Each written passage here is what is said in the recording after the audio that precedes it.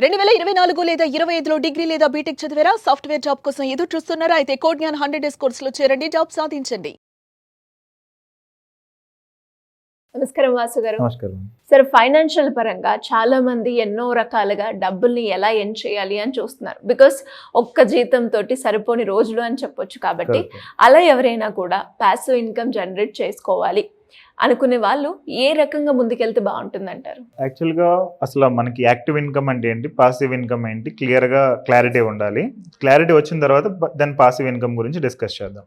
So active income అంటే మనం work చేస్తే వచ్చేది యాక్టివ్ ఇన్కమ్. ఎగ్జాంపుల్, నేను జాబ్కి వెళ్తున్నాను, డైలీ మార్నింగ్ నుంచి ఈవినింగ్ వరకు జాబ్కి వెళ్తున్నాను.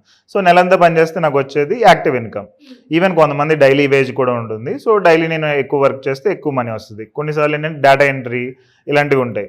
సో నేను ఎన్ని ఫామ్స్ ఫిల్ చేశాను దాన్ని బట్టి నాకు వచ్చేది యాక్టివ్ ఇన్కమ్ ఉంటుంది. సో యాక్టివ్ ఇన్కమ్ ఏంటంటే మనం పని చేస్తేనే వస్తుంది.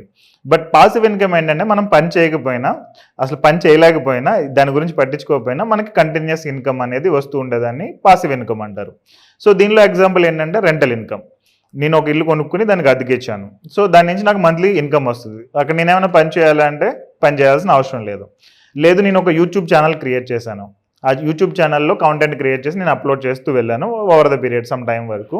సో దాని తర్వాత యూట్యూబ్ వీడియోస్ వేరే వాళ్ళు చూస్తూ ఉన్నారు. సో దాని నుంచి నాకు ఇన్కమ్ వస్తుంది. అది one of the passive income. ఇంకా మల్టిపుల్ ఆప్షన్స్ ఉంటాయి ఇందులో. సో ఇంకొకటి చూసుకుంటే ఈవెన్ మ్యూచువల్ ఫండ్స్లో SWP పెట్టుకోవడం. అంటే 10 lakhs పెట్టాను. 10 lakhsకి నేను ఒక 5,000 కానీ ఒక 7,500 కానీ మంత్లీ విత్డ్రాల్ పెట్టుకోవడం అనేది one of the other option. లేదు, నేను వర్క్ ఏదైనా వీడియో కోర్స్ లాంటిది ఒకటి క్రియేట్ చేశాను. ఎగ్జాంపుల్, నేను ఫైనాన్షియల్ కన్సల్టింగ్లో ఉన్నా. సో ఫైనాన్షియల్ రిలేటెడ్ డబ్బుల్ని ఎలా మేనేజ్ చేయాలి అనేది నేను ఒక వీడియో కోర్స్ క్రియేట్ చేశాను. సో ఈ వీడియో కోర్స్ ఎప్పుడు క్రియేట్ చేస్తాను, మేబీ అది ఒక 1 month 2 months పట్టొచ్చు క్రియేట్ చేయడానికి. బట్ ఒకసారి అయిపోయిన తర్వాత నేను అది ఎంతమందికి అమ్మగలిగితే నాకు అంత ఇన్కమ్ వస్తుంది. నేను ప్రతిసారి పని చేయాల్సిన అవసరం లేదు. కొంతమంది బుక్ రైటింగ్ చేస్తూ ఉంటారు. అంటే వాళ్ళకున్న లైఫ్ ఎక్స్పీరియన్స్ని యూస్ చేసుకుని వాళ్ళు ఒక బుక్ రాస్తారు. ఆ బుక్ అమ్మినప్పుడల్లా కూడా వాళ్ళకి ఇన్కమ్ అనేది వస్తూ ఉంటుంది. సో ఫస్ట్ బుక్ రాయడానికి ఒక మేబీ 1 year పట్టొచ్చు, 1.5 year పట్టొచ్చు. అదైన తర్వాత లైఫ్ టైం దాని నుంచి ఇన్కమ్ అనేది వస్తూ ఉంటుంది కదా. సో అలా. సో ఇవన్నీ కూడా డిఫరెంట్ పాసివ్ ఇన్కమ్ ఆప్షన్స్ అని మనం అనుకోవచ్చు. సో పాసివ్ ఇన్కమ్ క్రియేట్ చేయాలి అంటే ఫస్ట్ ఆఫ్ ఆల్ మనం వర్క్ చేయాలి. అంటే ఆ రిలేటెడ్ ఫస్ట్ ఆఫ్ ఆల్ ఒక ఇల్లు కొనుక్కుని రెంట్కి ఇవ్వాలి అంటే ఇల్లు కొనడానికి డబ్బులు యాక్టివ్ ఇన్కమ్ నుంచి వస్తుంది. సో యాక్టివ్ ఇన్కమ్ చాలా ఇంపార్టెంట్ పాసివ్ ఇన్కమ్ జనరేట్ చేయడానికి. కానీ అక్కడ మనం అది చేయకుండా మనం అసెట్స్ క్రియేట్ చేసుకోకుండా ఖర్చులు పెట్టేసుకున్నాం. నేను హాలిడే ట్రిప్స్కి వెళ్ళాను, అటు ఇటు తిరిగేసాను, మొత్తం అయిపోయింది. దెన్ నాకు పాసివ్ ఇన్కమ్కి మనీ అనేది ఉండదు. అందుకని ఆటోమేటిక్గా పీపుల్ వెల్త్ క్రియేషన్ అనేది చేయలేరు. సో ఇల్లు కొనాలంటే ఒక 50 లక్షలు, 1 కోటి రూపాయలు అవుతుంది. కాబట్టి అప్పటి వరకు ప్రాపర్గా వర్క్ చేసి ఆ ఇన్కమ్ స్ట్రీమ్ అనేది బిల్డ్ చేయడం ఇంపార్టెంట్. లేదు బుక్ రాయాలి, లేదంటే యూట్యూబ్ ఛానల్ అంటే కనుక అప్ టు సమ్ మంత్స్ మీరు దాని మీద వర్కౌట్ చేయాలి. అంటే కష్టపడాలి దాని మీద. మేబీ ఆఫీస్ నుంచి ఇంటికి వచ్చిన తర్వాత కానీ, లేదంటే ఖాళీ టైంలో కానీ దాని గురించి నేర్చుకోవడం, ఆ స్కిల్ గురించి ప్రాక్టీస్ చేయడం, ఇవన్నీ చేస్తే దెన్ అది ఒక 5 yearsకో 7 yearsకో 10 yearsకో ఒక వెల్త్ బిల్డింగ్ టైప్లో తయారవుతుంది.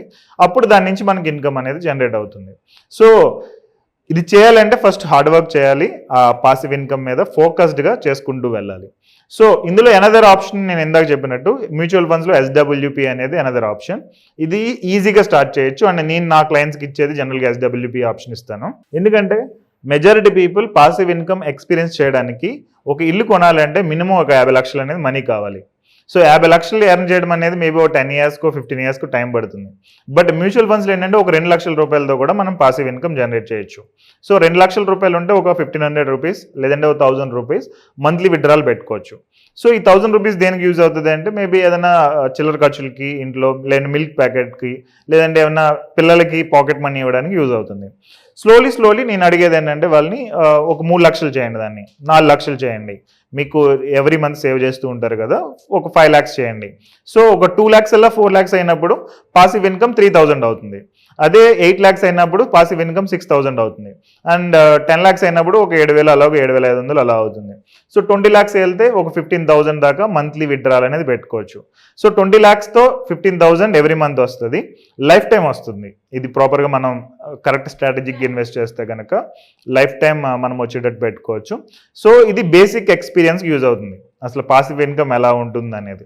సో కొంత మనీ అనేది బిల్డ్ చేసిన తర్వాత స్లోలీ అప్పుడు ఒక రియల్ ఎస్టేట్ ప్లాట్ కొనుక్కోవడం, లేదంటే ఒక ఫ్లాట్ కొనడం, లేదంటే కమర్షియల్ అయితే ఇంకా బెటర్. కమర్షియల్ ప్రాపర్టీ ఏదైనా కొనుక్కుంటే దాని నుంచి రెంటల్ అనేది ఇన్కమ్ వస్తూ ఉంటుంది కాబట్టి మనం స్లోగా అలా వెల్త్ అనేది బిల్డ్ చేయొచ్చు. బట్ దీనికి ఏంటంటే డిసిప్లిన్ అనేది చాలా మంది మిస్ అవుతూ ఉంటారు. ఆ డిసిప్లిన్ పార్ట్ అనేది అది ఇంపార్టెంట్. రెండోది ఏంటంటే లోన్స్ తీసుకోకుండా చేయగలగడం అనేది ఇంపార్టెంట్. ఎందుకంటే లోన్స్ తీసుకుంటే దాన్ని ఈఎంఐ పే చేయాలి. ఈఎంఐ పే చేయాలని అనుకున్నప్పుడు మళ్ళీ ఆ పాసివ్ ఇన్కమ్ మన హ్యాండ్కి రాదు, ఆ ఈఎంఐకి వెళ్ళిపోతుంది. యూజువల్గా ఈఎంఐ అనేది మనకు వచ్చే రెంటల్ ఇన్కమ్ కంటే ఎక్కువ ఉంటుంది కాబట్టి మళ్ళీ అక్కడ మనం ఫెయిల్ అయ్యే ఛాన్సెస్ ఉంటుంది. సో ఇవన్నీ కేర్ఫుల్గా చేయాలి. ఇంకోటి ఏంటంటే కొంతమంది కొన్ని లోన్స్ తీసుకుని దాన్ని ప్లాట్ కొనడం కానీ లేదంటే గోల్డ్ కొనడం కానీ చేస్తూ ఉంటారు. అండ్ ఆ గోల్డ్ నుంచి మళ్ళీ దాన్ని తాకట్టు పెట్టి మళ్ళీ దాన్ని ఇన్వెస్ట్ చేయడం ఇలాంటిది చేస్తూ ఉంటారు. దీన్ని లెవరేజింగ్ అంటారు. సో ఈ లెవరేజింగ్ ఏంటంటే దీని ద్వారా ఎదర్ మనం కోటేశ్వర్లు అవ్వచ్చు, మిస్ హ్యాండ్లింగ్ అయితే కనుక మనం మొత్తం డబ్బులు అనేది పోవచ్చు. సో చాలా కేర్ఫుల్గా హ్యాండిల్ చేయాలి ఇది. మనం చూసుకుంటే పెద్ద పెద్ద బిజినెస్ చేసే వాళ్ళందరూ కూడా బిజినెస్ మొత్తం పోయి దేశాలు వదిలి వెళ్ళిపోవడం ఇవన్నీ జరుగుతుంది కదా. అదేంటంటే లివరేజింగ్ సరిగ్గా చేయలేనప్పుడు.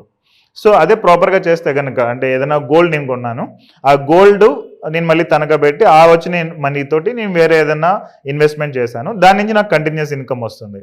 సో ఈ వేలో మనం చేసుకుంటూ వెళ్తే మనం అనుకున్న పాసివ్ ఇన్కమ్ అనేది జనరేట్ చేయొచ్చు. ఇలా కాకుండా ఇంకా హై ఇన్కమ్ స్కిల్స్ అనేవి ఇంకా డిఫరెంట్ అదర్ థింగ్స్ ఉంటాయి. ఇవేంటంటే మనం డే మొత్తం పనిచేయం, కానీ డైలీ ఒక 2 hours 3 hours పనిచేస్తూ ఉంటాం. కొన్నిసార్లు అంటే వీకెండ్స్ పనిచేస్తూ ఉంటాం. దాని ద్వారా కూడా మనం పాసివ్ ఇన్కమ్ అనేది జనరేట్ చేసుకోవచ్చు. ఎగ్జాంపుల్, మా ఫ్రెండ్ ఒక ఫోటోగ్రాఫర్ ఉన్నాడని చెప్పాను కదా. సో ఆ ఫోటోగ్రాఫర్ ఏంటంటే మ్యారేజెస్కి లేదంటే పిల్లల బర్త్డేస్కి వెళ్ళి ఫొటోస్ షూట్ చేస్తూ ఉంటాడు. హార్డ్లీ ఎంత మేబీ మంత్లీ 1 time 2 times వెళ్తూ ఉంటాడు. ఆయన ఒక 30,000 50,000 లేదంటే ₹1,00,000 ఛార్జ్ చేస్తూ ఉంటాడు ఈవెంట్స్కి, బేస్డ్ ఆన్ అది ఎంత గ్రాండ్గా జరుగుతుంది అనే దాని మీద. సో ₹1,00,000 ఎక్స్ట్రా ఇన్కమ్ వచ్చినట్టే కదా. దాన్ని మనం ప్రాపర్గా ఇన్వెస్ట్ చేసుకుంటే కనుక ఫోటోగ్రఫీ తోటి, ఫస్ట్ ఆఫ్ ఆల్ ఫోటోగ్రఫీ ద్వారా పార్ట్ టైమ్గా ఇన్కమ్ వస్తుంది. దాని ద్వారా మనం వెల్త్ అనేది బిల్డ్ చేస్తున్నాం. దాని ద్వారా మనం పాసివ్ ఇన్కమ్ అనేది జనరేషన్ ఉంటుంది. సో ఇంకొక ఆప్షన్ ఏంటంటే స్టాక్లో కొన్ని డివిడెండ్ ఇచ్చే ఆప్షన్స్ ఉంటాయి. సో ఐటీసీ కానీ లేదంటే కొంచెం పెద్ద కంపెనీస్ కొన్ని ఉన్నాయి. అవేంటంటే డివిడెండ్స్ ఎవ్రీ మంత్ మనకి పే చేస్తూ ఉంటాయి. ఎవ్రీ మంత్ కానీ లేదంటే ఇయర్లీ సమ్ టైమ్స్ కానీ డివిడెండ్ పే చేస్తూ ఉంటాయి. అలాంటి స్టాక్స్లో ఇన్వెస్ట్ చేసినా కానీ మనకి పాసివ్ ఇన్కమ్ అనేది జనరేట్ అవుతూ ఉంటుంది. ఇంకా డిఫాల్ట్ చూసుకుంటే fixed deposits or recurring deposits అనేది another option. So fixed deposit నుంచి ఇంట్రెస్ట్ రావడం, అది కూడా మనకి స్టేబుల్గా రావడం అనేది జరుగుతుంది. సో అది అనదర్ ఆప్షన్. సో ఈ పాసివ్ ఇన్కమ్ జనరేషన్లో ఇంకొక పాయింట్ మనం కన్సిడర్ చేయాల్సింది ఏంటంటే ట్యాక్సెస్ ఎలా పడుతున్నాయి. ఇప్పుడు ఫిక్స్డ్ డిపాజిట్ మీద నేను పాసివ్ ఇన్కమ్ జనరేట్ చేస్తున్నానంటే జనరల్గా నా యొక్క ఇన్కమ్ ట్యాక్స్ స్లాబ్ని బట్టి 20% 30% ట్యాక్స్ కట్ అవుతుంది. అదే మనం ఈక్విటీలో చేస్తున్నాము అంటే కనుక ఒక 12.5% అనేది ట్యాక్స్ అనేది కట్ అవుతుంటుంది, ఏది long term capital gains. So ఇవి మనం కేర్ఫుల్గా చూసుకుంటే పాసివ్ ఇన్కమ్ జనరేషన్ అనేది ఈజీగా ఉంటుంది. సో ఇలా కూడా మనం మనీ ఎర్న్ చేసుకోవచ్చు ఆల్రెడీ. అండ్ ఫైనాన్షియల్ గా కూడా ఒక స్టేబుల్ గా ఉండడానికి ఇది ఒక రైట్ మార్గం అని చెప్పొచ్చు. Correct. Thank you sir, thank you so much. Suman టీవీలో మీ పర్సనల్ అండ్ బిజినెస్ ప్రమోషన్స్ కోసం కింది నెంబర్కి కాంటాక్ట్ చేయండి.